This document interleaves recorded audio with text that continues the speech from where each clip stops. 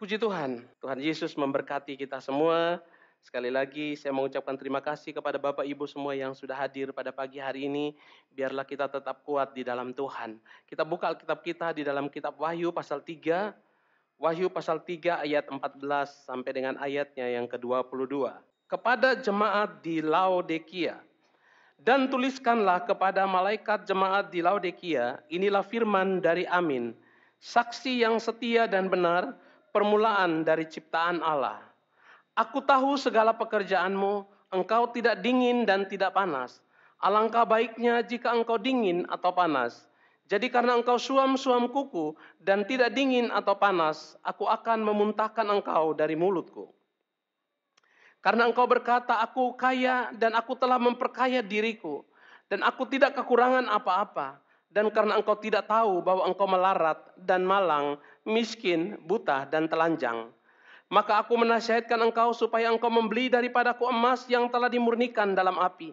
Agar engkau menjadi kaya dan juga pakaian putih supaya engkau memakainya. Agar jangan kelihatan ketelanjanganmu yang memalukan. Dan lagi minyak untuk melumas matamu, supaya engkau dapat melihat. Barang siapa ku kasihi, ia ku tegur dan ku hajar. Sebab itu, relakanlah hatimu dan bertobatlah. Lihatlah aku berdiri di muka pintu dan mengetok.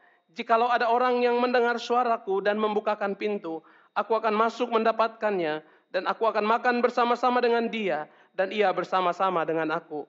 Barang siapa menang, ia akan kududukan bersama-sama dengan aku di atas tahtaku, sebagaimana aku pun telah menang dan duduk bersama-sama dengan Bapakku di atas tahtanya. Siapa bertelinga, hendaklah ia mendengarkan apa yang dikatakan Roh kepada jemaat-jemaat. Puji Tuhan, Bapak Ibu yang kekasih, ada 7 jemaat yang ditulis di dalam kitab Wahyu. Salah satunya adalah jemaat Philadelphia. Jadi kita mengambil nama jemaat Philadelphia ini adalah jemaat yang sederhana, jemaat yang dipilih Tuhan, jemaat yang hidup di dalam kasih persaudaraan. Tapi di dalam kitab Wahyu juga ada salah satu jemaat yang ditulis, yaitu jemaat Laodikia. Nah, saudaraku yang kekasih, jemaat Laodikia ini terkenal sebagai pusat perbankan. Kota yang sangat kaya, penghasil wol hitam untuk pakaian dan permadani. Tanahnya juga subur, yang menyebabkan banyak rumput untuk domba-domba yang dapat menghasilkan wol. Khususnya wol hitam yang bermutu tinggi. Kota ini pun mempunyai sekolah kedokteran. Sekolah kedokteran yang menghasilkan salep mata. Dengan keadaan seperti ini, saudaraku yang kekasih, Laodikia atau orang-orang yang di Laodikia, mereka hidup dalam kenyamanan dan ketentraman. Bahkan di sisi kehidupan berjemaat, mereka tidak pernah menghadapi ancaman-ancaman. Mereka tidak pernah menghadapi pengajaran-pengajaran palsu. Mereka tidak pernah mengalami yang namanya penganiayaan atau penderitaan karena nama Tuhan. Keadaan mereka di jemaat Laodikia ini justru baik, tenang, dibandingkan dengan ada 6 jemaat yang lain. Kemakmuran, kesejahteraan, kemapanan hidup membuat rohani jemaat Laodikia ini merosot. Jemaat Laodikia ini terlena dengan berkat yang Tuhan berikan kepada mereka. Yang tadi saya katakan bahwa mereka merupakan pusat perbankan, penghasil wol. Wol yang paling terkenal, wol hitam. Bapak Ibu yang kekasih, tapi justru kekayaan mereka, saudaraku yang kekasih, membuat jemaat di Laodikia ini terlena dan kerohanian merosot. Jemaat di Laodikia lebih mengutamakan kehidupan jasmani mereka karena kekayaan dan kelimpahan mereka daripada kerohanian mereka. Sehingga sikap mereka, Bapak Ibu yang kekasih, keji di mata Tuhan. Bapak Ibu yang kekasih dalam nama Tuhan Yesus Kristus, jemaat Laodikia ini bukan model pengikut sejati. Beda dengan jemaat Philadelphia yang ada di dalam kitab Wahyu ya, kitab Wahyu. Mereka bukan pengikut yang sejati karena mereka diberkati dengan berkat yang luar biasa. Mereka tidak pernah memikirkan tentang Yesus. Mereka, saudaraku yang kekasih, tidak pernah mau berkorban untuk pelayanan pekerjaan Tuhan. Oleh sebab itu jemaat Laodikia ini Bapak Ibu yang kekasih dikecam oleh Tuhan Yesus. Dalam Wahyu pasal 3 ayat 15 dikatakan, aku tahu segala pekerjaanmu. Bahkan aku tahu segala sesuatu tentang jemaat yang ada di Laodikia. Bapak Ibu yang kekasih, jemaat di Laodikia ini ayat 17 sangat sombong dengan kekayaan mereka. Ayat 17 dikatakan, karena engkau berkata, jemaat di Laodikia, aku kaya dan aku telah memperkayakan diriku dan aku tidak kekurangan apa-apa. Dan karena engkau tidak tahu bahwa engkau melarat, malang, miskin, buta dan telanjang. Jemaat di Laodikia ini merasa diri hebat, merasa diri sombong. Padahal di mata Tuhan dikatakan dalam bagian B, mereka tidak tahu bahwa mereka sebenarnya melarat secara rohani. Mereka malang secara rohani. Mereka miskin secara rohani. Bahkan mereka telanjang secara rohani. Bapak Ibu yang kekasih, Tuhan mengecam mereka di ayat 17 ini. Karena mereka merasa diri mereka hebat dengan kekayaan mereka. Laodikia merupakan pusat perbankan, penghasil wol, tidak pernah kekurangan. Dan orang-orang yang ada di Laodikia ini merasa bangga, merasa sombong dengan kekayaan mereka. Mereka merasa sombong dengan apa? Sehingga pada ayat yang ke-20 kita lihat. Tuhan berdiri di muka pintu dan mengetok. Lihat, aku berdiri di muka pintu dan mengetok. Jika ada orang yang mendengar suaraku dan membukakan pintu, aku akan masuk mendapatkannya dan aku akan makan bersama-sama dengan dia. Dan ia bersama-sama dengan aku. Sampai hati jemaat di Laodikia membiarkan Yesus ada di balik pintu dan mengetok pintu. Dan jemaat di Laodikia ini tidak membukakan pintu. Yesus berdiri di muka pintu sampai hati karena kekayaan, karena kelimpahan yang mereka miliki. Mereka lupa tentang Tuhan. Dan dikatakan dalam ayat 20, lihat aku berdiri di muka pintu. Digambarkan Yesus ada di luar pintu dan sementara mengetok.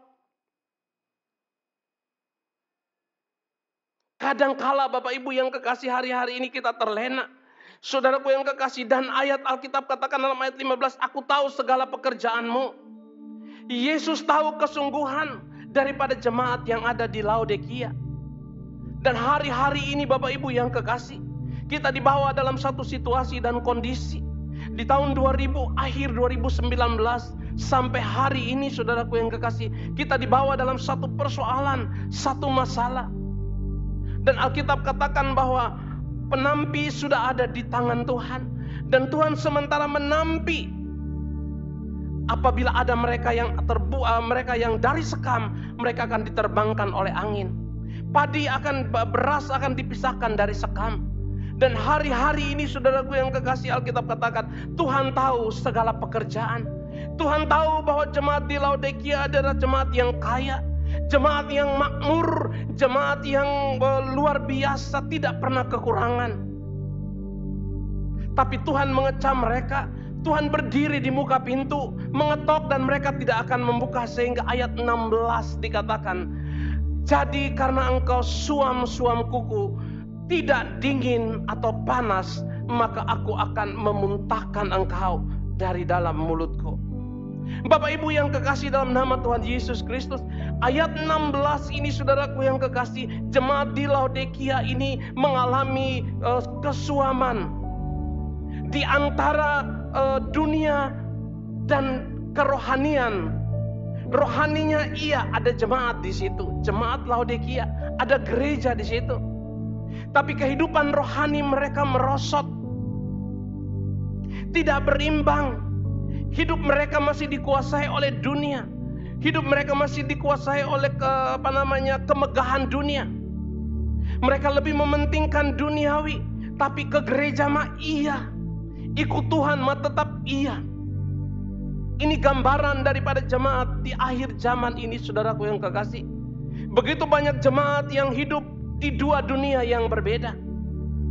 Satu hal mereka ikut Tuhan, tapi satu hal mereka masih ikut dunia.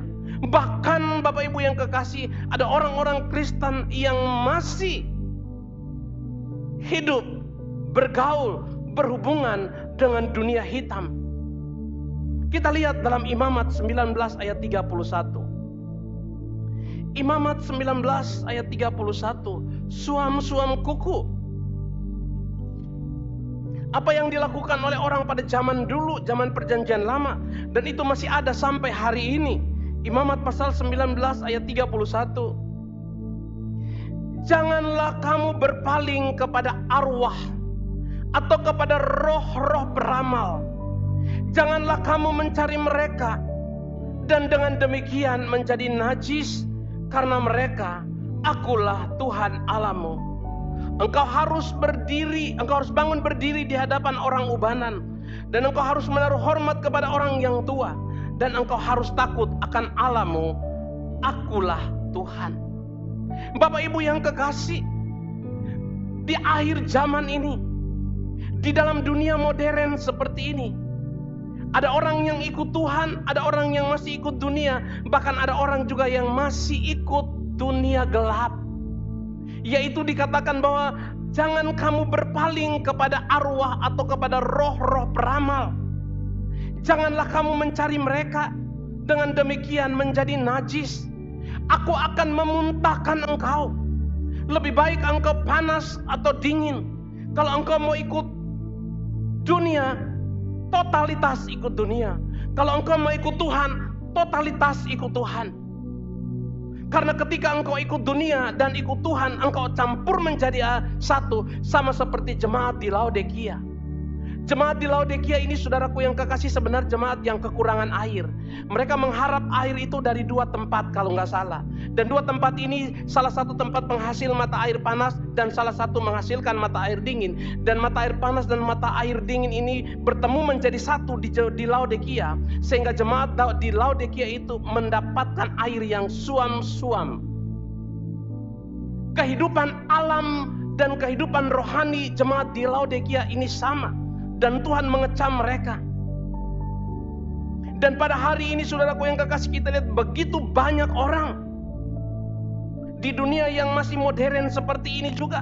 Masih ada orang yang, saudaraku yang kekasih, masih datang kepada arwah-arwah, kepada roh-roh beramal. Saudaraku yang kekasih, satu waktu saya ditanyakan oleh salah seorang yang ditinggal pergi oleh orang tua mereka.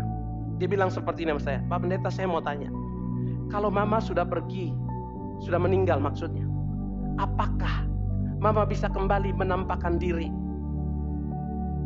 kepada saya, kepada teman-teman? Katanya teman-temannya melihat, bahkan ada yang dapat mimpi. Saya bilang di Alkitab tidak tertulis seperti itu. Mereka yang sudah meninggal, mereka akan pergi ke tempat mereka yang kita tidak tahu. Hanya ada dua, Firdaus atau Hades. Dan mereka tidak lagi memiliki hubungan apa-apa dengan manusia yang masih hidup. Baik dalam mimpi, dalam penglihatan, dalam apa saja. Oleh sebab itu, jika ada orang yang datang dan bertanya kepada roh orang mati, kepada arwah, itu mereka sementara bertanya kepada iblis. Mereka sementara bertanya kepada setan. Saya mau gambarkan seperti ini, saudaraku yang kekasih. Ketika seseorang datang kepada Tuhan, dia mengikatkan dirinya kepada Tuhan dengan perjanjian darah. Dan ketika orang itu menjadi Kristus, darah Kristus menjadi materai kepada dia yang telah memilih Kristus sebagai juru selamatnya. Tapi ketika orang itu datang kepada setan, datang kepada dukun, datang kepada paranormal, dia sementara membuat perjanjian darah dengan iblis setan, bukan dengan paranormal itu. Dan perjanjian darah itu harus dibayar oleh dirinya sendiri apabila ia datang kepada dukun, ahli sihir, ahli nujum, paranormal, dan lain sebagainya. Dan perjanjian darah ini harus dibayar. Ulangan 18 ayat 9 dan sampai 12. Supaya saya tidak mengada-ada. Saya mau firman Tuhan itu murni, datang dari Tuhan. Ulangan 18 ayat 9. Bertenung dan bernubuat. Apabila engkau sudah masuk ke negeri yang diberikan kepadamu oleh Tuhan Allahmu, maka janganlah engkau belajar berlaku sesuai dengan kekejian yang dilakukan bangsa-bangsa. Di antaramu jangan lagi didapati seorang pun yang mempersembahkan anaknya laki-laki atau anaknya perempuan sebagai korban dalam api, ataupun seorang yang menjadi petenung, seorang peramal, seorang penelaah, seorang penyihir, seorang pemantra, ataupun seorang yang bertanya kepada arwah atau kepada roh peramal, atau yang meminta petunjuk kepada orang mati. Sebab setiap orang yang melakukan hal-hal itu adalah kekejian bagi Tuhan, dan oleh karena kekejian-kekejian inilah Tuhan Allahmu menghalau mereka dari hadapanmu. Jemaat yang suam-suam kuku adalah jemaat yang hidup di antara. Oleh sebab itu Bapak Ibu yang kekasih dalam nama Tuhan Yesus Kristus, puji Tuhan, jemaat Philadelphia bukan jemaat yang Laodikia. Jemaat Philadelphia adalah jemaat yang hidup di dalam kasih Tuhan, jemaat yang diikat oleh kasih persaudaraan. Beda dengan jemaat yang ada di Laodikia. Jemaat di Laodikia ini masih hidup di antara dua pilihan. Oleh sebab itu saya menghimbau jemaat Tuhan, Alkitab katakan, jika engkau mau dingin-dingin sekalian, jika engkau mau panas-panas sekalian. Hari Kamis yang lalu saya bilang kepada salah satu jemaat pemain musik yang ada di gereja kita. Habis dia main musik youth, dia pergi duduk di luar, dia main handphone di luar. Saya keluar, saya bilang begini kepada dia, kalau kamu mau main handphone, kamu mau melayani Tuhan, hanya mau main musik, terus kamu tidak dengar firman Tuhan, kamu mau main handphone, mending kamu jangan datang gereja. Karena Tuhan tidak butuh talentamu, Tuhan tidak butuh skillmu, Tuhan butuh kamu. Amin Bapak Ibu. Saya bilang Tuhan butuh kamu. Tuhan tidak butuh talenta setelah engkau main, engkau duduk di luar, engkau main handphone, engkau bercengkrama, engkau dan lain sebagainya. Saya bilang seperti itu. Mending engkau nggak usah datang. Memenuhi ruangan gereja saja. Percuma saya bilang kamu datang, kamu tidak dengar apa kata orang tua. Ketika kamu berbicara kepada orang tua, kamu berharap orang tua mendengar apa yang engkau ngomong. Tapi ketika orang tua ngomong sama kamu, kamu tidak mau mendengar apa kata orang tua. Seperti itulah. Ketika engkau mempersembahkan sesuatu kepada Tuhan, pujian dan penyembahan, engkau berharap Tuhan mendengar, Tuhan hadir di dalam bait kudusnya lewat pujian dan penyembahan. Tapi ketika Tuhan berbicara kepada kamu, maka kamu pergi entah kemana, kamu tidak mendengarnya. Saya bilang, saya mengatakan ini atas dasar kebenaran. Jika engkau tidak senang, tidak apa-apa. Yang penting saya sudah menyampaikan sebuah kebenaran. Karena adalah berdosa bagi saya sebagai hamba Tuhan apabila saya tidak menyampaikan sebuah kebenaran yang saya tahu itu benar, dan ada kesalahan di depan mata saya dan saya tidak menegurnya. Saudaraku yang kekasih, Alkitab katakan saya adalah gembala-gembala seperti anjing-anjing yang keluh, dikatakan dalam Alkitab. Gembala yang tidak menegur jemaatnya adalah gembala yang disamakan dengan anjing yang keluh. Bayangkan saudaraku yang kekasih, dikatakan seperti itu, betapa sedihnya saya apabila saya tahu ada orang berbuat dosa terus saya nggak ngomong, saya dikatakan oleh Alkitab anjing yang keluh. Nah demikian juga dengan firman Tuhan pada pagi hari ini. Hari-hari ini saya mengingatkan Bapak Ibu, Tuhan telah memperkaya kita. Tuhan telah memberikan kehidupan jasmani kita dengan penuh berkat Tuhan. Jangan lagi kita hidup mendunia. Jangan lagi kita bimbang dengan kepercayaan kita. Karena saya katakan tadi, ketika engkau menjadi percaya, jaminan engkau percaya adalah materainya darah Kristus.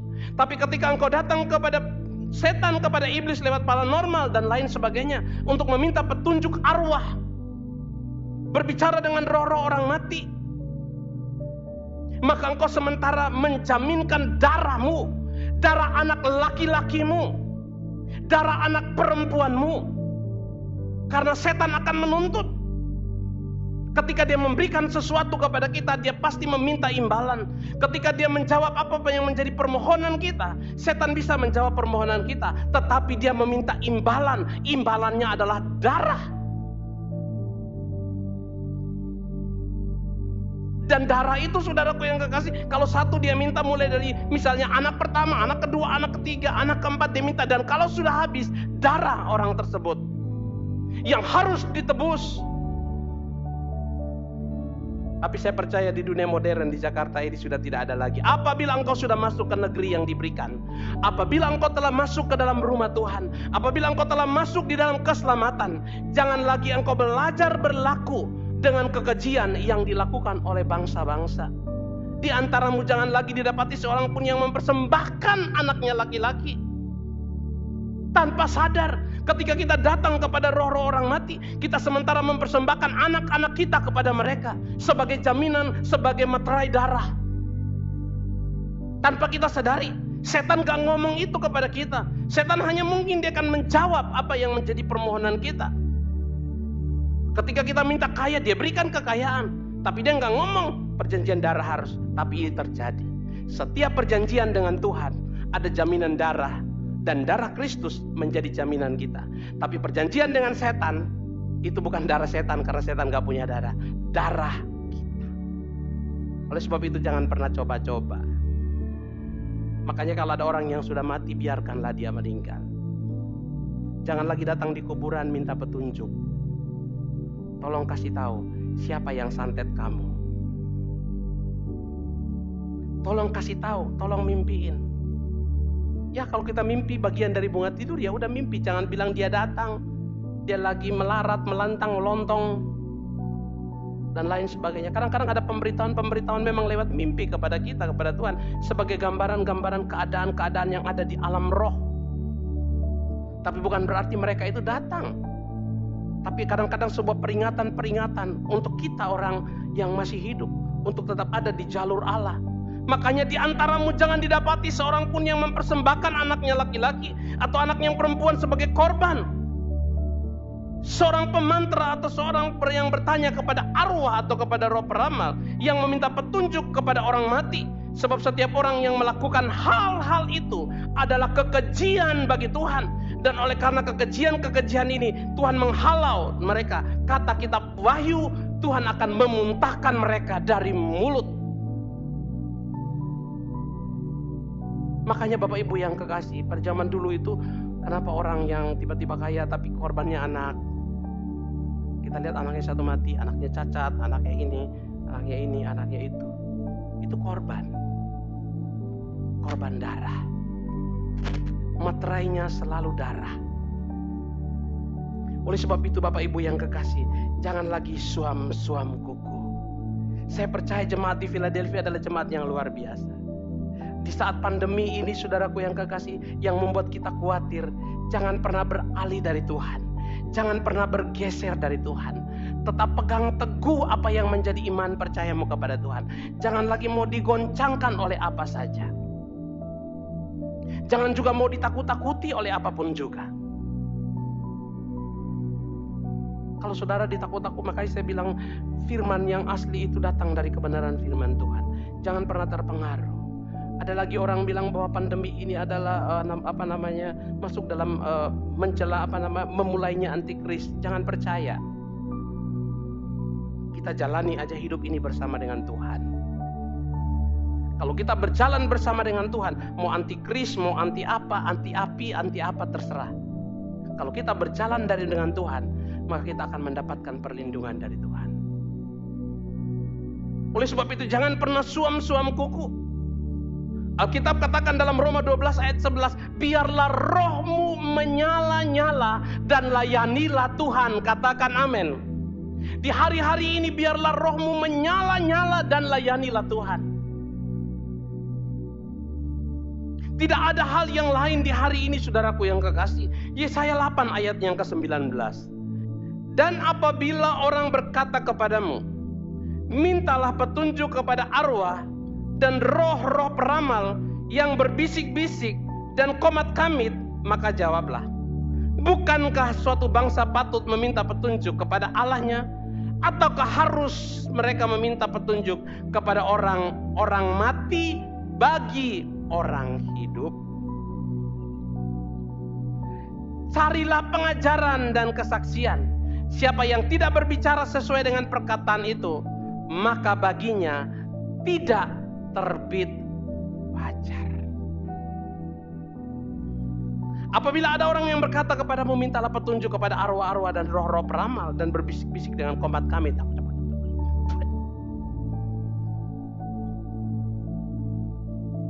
Saudaraku yang kekasih, saya pernah punya pengalaman, saudaraku yang kekasih. Ini cerita mama saya. Ada saudara yang karena dia tahu bahwa manusia itu cenderung untuk suka ditipu pikirannya dengan hal-hal magic. Makanya satu waktu ada orang yang datang kepada saudara dari mama saya ini. Dan dia bilang, saudara mama saya ini orang pintar. Padahal enggak. Karena dia bilang itu orang pintar, makanya saudara mama saya ini mengaku, oh iya, datanglah minta petunjuk. Dia ngisi air di botol-botol kecil. Dia kasih. Dia tiup-tiup di depan orang itu.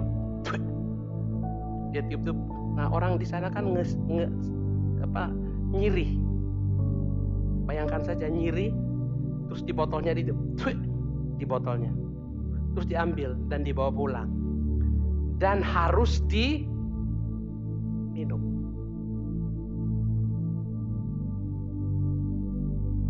Karena mereka percaya. Sedangkan orang ini adalah penipuan. Kadang-kadang manusia itu cenderung seperti itu. Cenderung percaya kepada hal-hal yang tidak alkitabiah. Hal-hal yang tidak normal. Hal-hal yang tidak masuk akal. Hal-hal yang tidak masuk dalam logika. Sehingga Alkitab katakan dalam Wahyu pasal 3 ayatnya yang ke-16. Jadi karena engkau suam-suam kuku. Suam-suam ini artinya tidak panas dan tidak dingin. Tidak panas, maka aku akan memuntahkan engkau. Masih Kristen tapi masih juga ke peramal. Masih Kristen masih juga ke dukun. Udah Kristen juga masih percaya kepada setan-setan. Masih Kristen juga masih pergi ke kuburan, bertanya ke kuburan. Maka Tuhan akan, iblis tidak terima, Tuhan pun tidak terima. Makanya Alkitab katakan, jika engkau mau panas, panaslah. Jika engkau mau dingin, dinginlah. Saudaraku yang kekasih, kenapa ketika orang itu datang kepada dukunnya, orang itu datang kepada dukun itu langsung tahu. Misalnya, kok Happy datang ke dukun, Pak Dukun, saya, nggak usah ngomong, saya udah tahu kamu mau minta kaya. Kamu punya istri, anak satu, kamu tinggal di sini, kamu malam gak bisa tidur, kamu pusing-pusing, kurang darah. Kamu pusing-pusing, kurang makan. Kamu mabok selama sebulan, kamu kurang duit. Dukun akan berbicara yang normal. Kita bilang, oh iya kok dia bisa tahu tentang saya. Mama kamu, nenek kamu, kakek kamu, teman kamu, saudara kamu, tante kamu, adik kamu, pendeta kamu, dia tahu semuanya. Kenapa dia tahu, saudaraku yang kekasih? Saya mau kasih tahu rahasianya. Ketika kita datang dan memberi diri kepada setan, itu roh kita tuh sudah dicabut. Dan si dukun setan ini itu ngobrol sama roh kita. Dan roh kita ini tahu siapa kita semua. Dan roh kita ini yang memberitahukan kepada sang dukun siapa kita, seluk-beluk kita semuanya. Dan roh ini ditawan oleh setan, diikat oleh setan. Makanya Alkitab katakan Tuhan datang untuk membebaskan mereka yang tertawan. Tanpa sadar, saudaraku yang kekasih, kita masih hidup, kita masih bergerak, kita masih beraktivitas. Tapi roh kita sudah diikat, sudah ditawan oleh setan tanpa kita sadari. Oleh sebab itu dikatakan bahwa Yesus datang untuk membebaskan kita. Bagaimana Yesus membebaskan kita kalau kita tidak memberi diri kepada Tuhan? Kita masih ada di dua dunia yang berbeda. Masih datang kepada Tuhan, masih datang juga kepada peramal, masih datang kepada Tuhan, masih juga datang kepada dukun dan lain sebagainya. Ini kebenaran firman Tuhan yang hakiki. Makanya Alkitab katakan dalam kitab Wahyu, jika engkau mau kudus, kuduslah. Jika engkau mau najis, najislah. Sekalian. Jangan engkau ada di antara. Karena jika engkau ada di antara, maka Tuhan akan memuntahkan engkau. Makanya Bapak Ibu yang kekasih, ketika orang datang ke dukun, bagaimana saudaraku yang kekasih, dia tidak bisa melepaskan diri. Karena apa? Dia telah diikat, telah ditawan oleh kuasa kegelapan. Oleh sebab itu jangan pernah main-main dengan kuasa kegelapan. Jangan pernah main-main dengan roh paranormal dan para dukun dan lain sebagainya. Jangan pernah main-main. Karena ketika kita baru mencoba bermain saja dengan dia, kita tidak mungkin dengan mudah bisa melepaskan diri kalau bukan karena pertolongan Tuhan. Hanya Tuhan yang bisa membebaskan kita. Kita mungkin masih bisa beraktivitas, mungkin kita masih bisa bergerak, bekerja dan lain sebagainya. Tapi roh kita sudah ditawan oleh kuasa kegelapan. Dan hari-hari ini terlalu banyak orang. Di Jakarta, di dunia yang modern ini pun saja masih ada banyak orang yang seperti itu. Tapi puji Tuhan, Alkitab katakan, supaya engkau jangan memiliki suam-suam kuku. Roma 12 ayat 11. Biarlah rohmu menyala-nyala. Bagaimana rohmu menyala-nyala? Pilihlah untuk setia kepada Tuhan. Bapak Ibu yang dicintai, makanya kadang-kadang kalau ada orang mati, orang yang meninggal, terus 3 hari, 7 hari, dapat lihat, dapat mimpi, dapat apa sebagainya. Kadang-kadang saya mau menjawab mereka dengan kebodohan mereka susah. Kalau mereka bertanya serius, saya akan menjawab serius. Tapi kalau mereka bertanya ngeyel, saya malah memilih untuk tertawa saja. Kemarin di sini perayaan 100 tahun GPDI, obor Pantai Kosta yang menjelang 100 tahun itu mampir di GPDI. Begitu habis ibadah sementara berjalan, tetangga sebelah meninggal serangan jantung. Masih sehat, masih sering ketemu saya setiap pagi, di depan sering nongkrong. Umur baru 54 tahun. Serangan jantung tiba-tiba. Karena memang mereka gak terlalu ngerti, karena dia baru ketahuan deteksinya penyakit jantung ini baru setahun lebih. Kalau saya udah 10 tahun lebih, 11 tahun. Dia minum tolak angin. Begitu minum tolak angin, udah innalillahi wa inna ilaihi.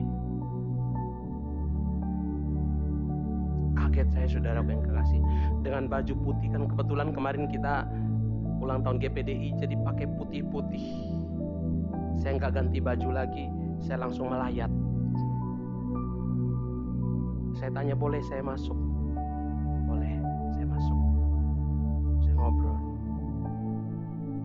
Saya bilang, Bu, saya turut berduka cita. Terus ibunya bilang, saya minta maaf ya Pak ya atas kesalahan. Kalau Bapak ini punya kesalahan. Saya bilang, Bu, Ibu gak perlu minta maaf. Karena yang minta maaf itu harusnya Bapak ini ketika masih hidup. Tapi puji Tuhan, saya sama Bapak ini gak pernah punya masalah. Bapak ini terlalu baik buat saya. Kadang-kadang kalau malam saya mau keluar malam pakai mobil, Pak gak usah bawa mobil, saya anterin. Pernah dianterin saya dari jam 9 malam, dia tunggu saya sampai jam 3 pagi. Ketika saya mau bayar, dia gak mau terima. Saya mau kasih dia duit, dia gak mau terima. Saya datang karena kebaikan. Bukan cuma itu, saya datang karena kita bertetangga. Saya datang karena kita bersaudara. Kita berbeda, saya bilang, dalam keyakinan, tapi kita bersaudara sebagai warga masyarakat. Waktu pemakaman saudaraku yang kekasih, saya ikut. Ada 2 orang Kristen yang ikut, saya sama Ko Ucok. Suruh naik mobil pribadi, saya bilang enggak. Saya naik angkot, duduk di depan. Kenapa saya pilih angkot? Karena angkot terbuka. Saya duduk, pergi pulang naik angkot. Saudaraku yang kekasih, saya lihat di sini bahwa ada hal yang luar biasa.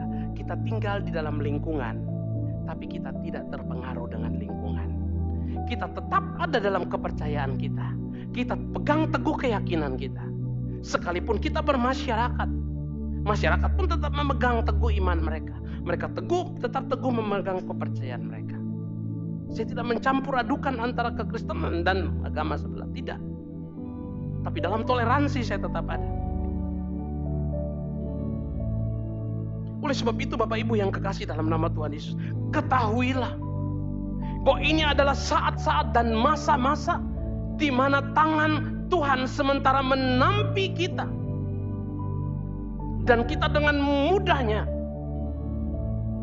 bisa terpengaruh oleh tetangga, oleh teman, oleh sahabat, oleh keluarga untuk berpaling sejenak daripada Tuhan yang telah kita percayai selama ini. Walaupun engkau susah, engkau melarat, jangan pernah. Jangan pernah tinggalkan Tuhan. Alkitab katakan dalam kitab Wahyu ini, saudara, mereka kaya soal finansial. Tapi di sini dikatakan mereka buta. Ayat 18 dikatakan. Ayat 18 dikatakan, maka aku menasihatkan engkau supaya engkau membeli daripadaku emas yang telah dimurnikan dalam api, agar engkau menjadi kaya, dan juga pakaian putih supaya engkau memakainya, agar jangan kelihatan ketelanjanganmu yang memalukan, dan lagi minyak untuk melumas matamu, supaya engkau dapat melihat. Survei membuktikan bahwa jemaat Laodikia ini jemaat yang kaya. Emas mereka nggak perlu, karena udah kaya. Tapi kenapa Tuhan bilang harus beli emas daripadaku? Juga pakaian putih. Soal pakaian, mereka penghasil wol nomor 1. Apalagi saudaraku yang kekasih, minyak.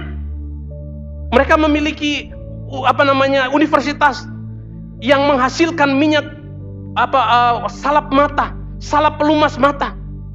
Tapi kenapa Tuhan bilang belilah minyak kepadaku untuk melumas matamu supaya engkau dapat melihat? Sedang mereka, saudaraku yang kekasih, memiliki, saudaraku yang kekasih, obat salap mata dari fakultas kedokteran mereka.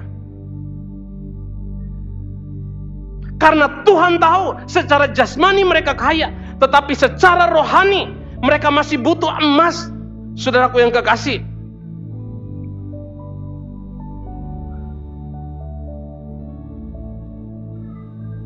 Mereka masih butuh emas, masih butuh pakaian putih. Pakaian putih yang berbicara tentang kekudusan dan kesucian. Supaya tidak kelihatan ketelanjanganmu. Minyak untuk melumas matamu. Supaya engkau bisa melihat hal-hal yang rohani. Karena mata mereka ditutupi oleh kekayaan dan materi yang mereka miliki. Sehingga mereka tidak dapat melihat hal-hal yang rohani. Makanya Tuhan bilang, belilah kepadaku. Hidup ini singkat, Bapak Ibu yang kekasih. Siapa sangka, saudaraku yang kekasih, hidup ini singkat, jadi jangan pernah main-main. Jangan tiba-tiba kita lagi suam-suam kuku terus kita mati. Umur itu bukan jaminan. Mati itu bukan karena usia. Mati itu adalah ketetapan ilahi. Tuhan menetapkan hari dan waktunya yang satu orang pun tidak ada yang tahu. Makanya kita disuruh bersiap-siap. Oleh sebab itu, saya bagikan firman Tuhan ini supaya kita didapati dalam kondisi yang siap. Jangan Laodikia, jangan lau-lau, jangan suam-suam kuku. Kalau sudah percaya Tuhan, pegang terus. Jangan mau gadaikan hidupmu kepada setan, iblis, dan lain sebagainya. Iblis bisa berikan kekayaan, oh bisa. Iblis bisa berikan kesehatan, bisa. Tapi bukan kesehatan yang sempurna. Cara iblis menyembuhkan orang itu tidak sama dengan cara Tuhan menyembuhkan orang. Cara iblis menyembuhkan orang itu, dia hanya memindahkan sakit penyakit itu kepada keturunan, atau teman, atau sahabat. Tapi Tuhan kalau menyembuhkan orang itu sempurna. Tidak dipindahkan, sempurna. Oleh sebab itu, jangan pernah main-main. Jangan pernah suam kuku lagi. Puji Tuhan, Tuhan memberkati kita semua. Sebenarnya masih panjang apa yang mau disampaikan, tapi biarlah rema firman Tuhan yang sedikit ini.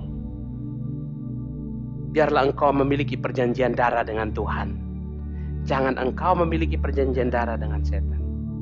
Jika ada keluargamu, ada anakmu, atau ada siapa saja di antara keluargamu yang memiliki perjanjian darah dengan setan, maka engkau yang hidup dalam Tuhan harus membentengi keluargamu. Tutup bungkus keluargamu dengan darah Yesus. Kalau ada suami, istri harus mengambil tugas sebagai imam untuk membentengi anak-anak. Kalau istri yang lagi main dengan para dukun dan lain sebagainya, suami harus. Jika mama dan papa yang lagi main dengan dukun dan anak-anak yang harus membentengi diri mereka. Proteksi dengan kebenaran. Biar perjanjian darah dengan setan itu tidak melibatkan engkau. Tuhan Yesus memberkati ayatnya yang paling terakhir, dikatakan ayat 21, barang siapa menang, ia akan kududukan bersama-sama dengan aku di atas tahta, sebagaimana aku pun telah menang dan duduk bersama-sama dengan Bapakku di atas tahtanya. Ayat 22, siapa bertelinga, hendaklah ia mendengarkan apa yang dikatakan Roh kepada jemaat-jemaat. Puji Tuhan. Jadi siapa yang punya telinga rohani hari ini yang benar, dengarlah, masuklah dalam hati, dan biarlah itu menjadi rema di dalam kekuatan kita.